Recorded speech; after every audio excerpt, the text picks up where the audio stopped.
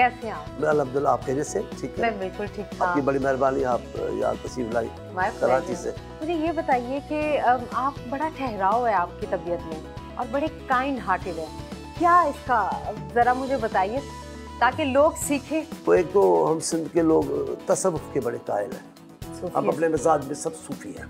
क्या बात। हम तसव्वुफ का नहीं रखते।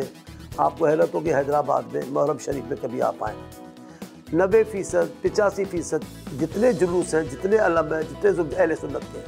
अरे क्या बात। 15-20% है जो अहले तशरीह के हैं।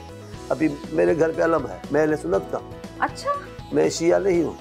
I was assuming कि आप शिया बिकॉज़ अलम देखा मैंने। नहीं, शिया नहीं हूँ। अब उन्होंने किसी वेबसाइट पे रखा हुआ है कि मौला बख्श चांद अहले तशरीह के। मैं अहले तशरीह का नहीं हूँ। मैं हैदराबादी हूँ, सिंधी हूँ। ये ख़ास किस्म का एक फ़िरका है जो अल्लाह के बाद रिसाल मोहम्मद सल्लल्लाहु अलैहि वसल्लम को बड़ी समझते हैं कि उसके बाद वही है। क्योंकि हमारे तो वही है ना, हम तो उन्हीं से कनेक्टेड हैं, नबी पाक सल्लल्लाहु अलैहि वसल्लम की उम्मत है और उनकी आल औलाद के हम। ये सच्चा है। बाद अज़ खुदा बुजुर्ग तो ही किस्सा मुख्तसर है। क्या बात। फिर हम उनमें उनके जो निस्बतें हैं, हम सिंधी लोग बड़े निस्बतों के मारे लोग हैं। अच्छा। ये भाई का दोस्त है, ये बेटे का दोस्त है, ये महले वाला है, ये इस अंदाज से निस्बतों के मारे सिंधी लोग हैं। अच्छा। तो रिसाल मोहम्मद सल्लल्लाहु अलैहि वसल्लम निस्बतों में अली अलैहिस्सलाम सबसे करीब तरीन उनकी शख्सियत है। उनको, उनके ख़ानदान को बढ़िया, फिर असहाब किराम को हम वैसे ही उनकी भी बड़ी इज़्ज़त और एहतराम ईमान का हिस्सा समझते हैं। इसीलिए सिंध के लोग आपको इस फिरके पर स्वीट। आप जब भी बात करते हैं कोई सिंधी जितना भी मैंने नोट किया, गुस्सा भी कर रहे हो ना सिंधी, तो लगता है प्यार से बात कर रहे हैं। गुस्सा कैसे करते हैं? पता कैसे लगेगा गुस्सा आ रहा है? गुस्सा होता है, गुस्सा आता है। कोई पगड़ी में हाथ डाले, कोई गिरेबान में हाथ डाले, तो फिर जैसा गुस्सा तो कोई नहीं करता। अच्छा। इसलिए कोशिश ज़िया-उल-हक ने इस मुल्क के सिंध के लोगों को हकीकी गुस्सा दिलाया। आप उसको देखें कैसे लोग बढ़ रहे थे। जो सूफी है वो खुद को आग लगा रहे थे, गोलियों के सामने जा रहे थे बगैर किसी हथियार के। कोई उनके पास हथियार नहीं था। आप अगेंस्ट मार्शल लॉ। आप तो लेकिन जुल्फ़िकार भुट्टो कत्ल किया उन्होंने। जुल्फ़िकार भुट्टो कत्ल किया, हज़ारों लोगों को कोड़े मारे, लाखों लोगों को जेलों में डाला। मैं जेल 4 बार जेल में रहा। तशद्दुद भी बहुत बुरा हुआ। जाहिर है जेल खुद तशद्दुद नहीं, जेल तो तशद्दुद है। आप पे भी कुछ जिस्मानी तशद्दुद हुआ? बाद में भी हुआ, बाद में एक बार हुआ। मुज़फ़्फ़र शाह साहब, अब मैं उनका बड़ा एहतराम करता हूँ, बड़ी इज्जत करता हूँ मैं उन हवाले से। लेकिन उसका ज़माना था, मुझे ले गया, टॉर्चर किया, वो वक्त गुजर गया, अब वो भूल गए। लेकिन आपने पार्टी नहीं चेंज की, बड़े यहाँ पे बैठे हुए। अभी नबील को बोले, फिर कह रही हूँ मैं पीटीआई ज्वाइन कर रहा हूँ। जिसकी बुनियादें एक बार हिल जाएं तो उसकी बुनियादें हिलती रहती हैं। जिसने एक ही बार रुके तो कोहे गुरां थे, अब चले तो जहाँ से गुजर गए। एक ही बार जिसने पाँव जमा दिए और नहीं हिलने दिए, फिर उसका कोई तूफान उसके पाँव नहीं ला सकता। मैं खड़ा हो गया, रुक गया, इज्जत भी मिली। क्या बात। पीपल्स पार्टी ने मुझे छोड़ा नहीं। बीबी ने बहुत एहतराम दिया, प्यार दिया।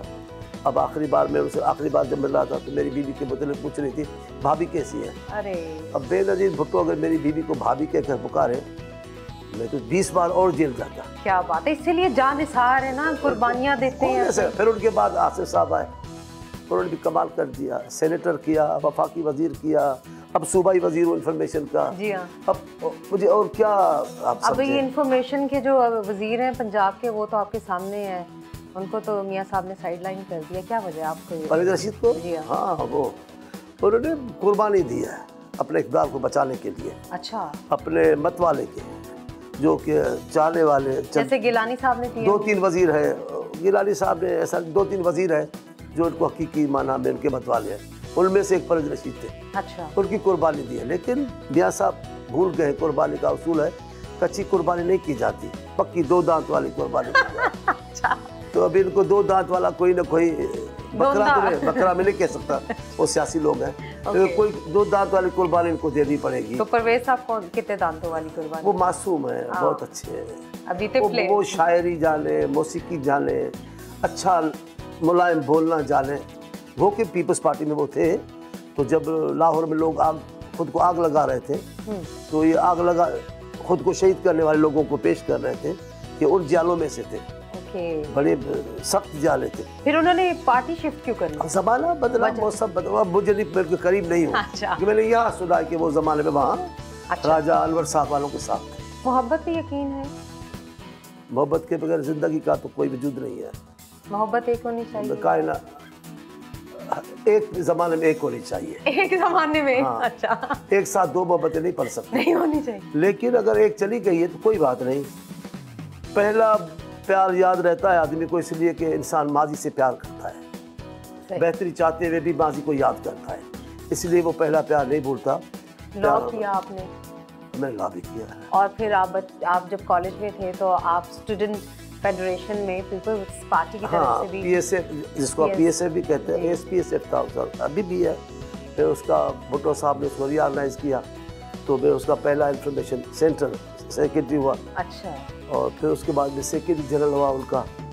फिर ज़ियाउल्लाह का गया, फिर मारामारी, भागम भाग, जेल, मुसीबतें, कैद कोड़े। फिर मुझे एमआरडी उन्होंने मुनज़्ज़म की, जो बेगम भुट्टो साहबा का बहुत बड़ा कारनामा है, उनके बगैर जमहूरी तारीख नामुकम्मल है।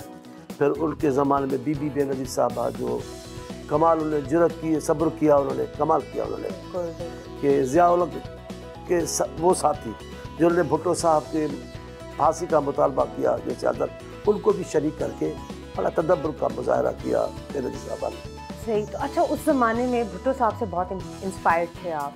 मेरा ख्याल है, ये ख़ास बात बता रहा हूँ, आज आपके इंटरव्यू की बात है, वो ये कि जो तबकात अवाम के नापसंदीदा थे, वो सारे तबकात जुल्फ़िकार अली भुट्टो से नफरत करते थे। अरे!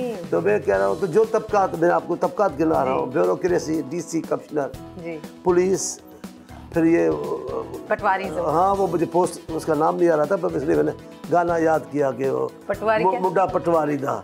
तो वो पटवारी, अवाम पटवारी के खिलाफ थे। तो बड़ी चीज़ थी, ऐसी तो चीज़ थी कि पंजाब में गाने में आ गया है, ये बड़ी दबंग चीज़ थी, मुंडा पटवारी। ज़मीनें नाम नहीं हो सकती। हाँ, बिल्कुल सही। वो उनके खिलाफ पीर। अच्छा। पीर, बहुत बड़े सैयद, गद्दी नशीन, ये सब के सब सरदार, खानजादे, अब ये सारे जो ज़ादे थे और गरीबों के लिए निकल, वो सब भुट्टो के खिलाफ थे, अवाम के खिलाफ थे। इसलिए अवाम की नज़रों में भुट्टो उनका महबूब बन गया, और उसने भी करके दिखाया। बीबी ने बहुत से औरतों के लिए काम किए, एम्पावरमेंट, विमेन एम्पावरमेंट। मेरा ख्याल है बहुत बड़ा काम बीबी ने किया है। अभी देखिए आसिफ साहब, अच्छा, बीबी ने जो मंसूबे बनाए तो उसको काम नहीं करने दिया। वो अपने बाप की तरह थी, बहरानों में पाकिस्तान में आई, उन्होंने कहा पाकिस्तान के बहरान हल करूँ, पार्टी मंशूर बाद में है। भुट्टो साहब ने बहुत सारी बातों का ऐलान किया, वो नहीं कर सकते। बीबी ने भी कोशिश की बहुत, लेकिन आसिफ ज़रदारी साहब को ये सलाम हो कि वो आए तो उन्होंने बहुत सारी बुनियादी बातें जो बीबी के ख्वाब थे पूरे किए। देखिए आप देखें, ज़मीनों की तकसीम की, वो उसके मालकाना हुकूक उन्होंने आसिफ ज़रदारी साहब ने मर्दों को नहीं दिए, शोहरों को। अच्छा। बीवियों को दिए। अरे! यहाँ जितनी ज़मीन तकसीम हुई है वो बीवियों, ज़रदारी साहब ने बीवियों के, जिसकी दो बीवियाँ, दोनों के नाम हो गए। पता नहीं, अच्छा। कुछ किया होगा उन्होंने। ये आपने अच्छा सवाल पूछा, मैं इस पर तहकीकात करूँगा कि हुआ क्या था।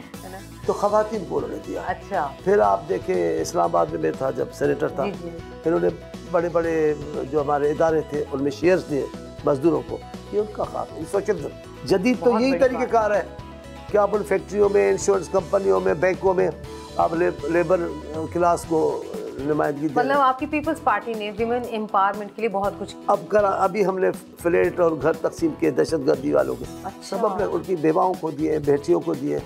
बीबी इस मामले में सर्विस के हवाले में पहले वुमेन पुलिस स्टेशन। अच्छा। कारनामा है बेनज़ीर साहब, उससे पहले तो वुमेन पुलिस स्टेशन नहीं था।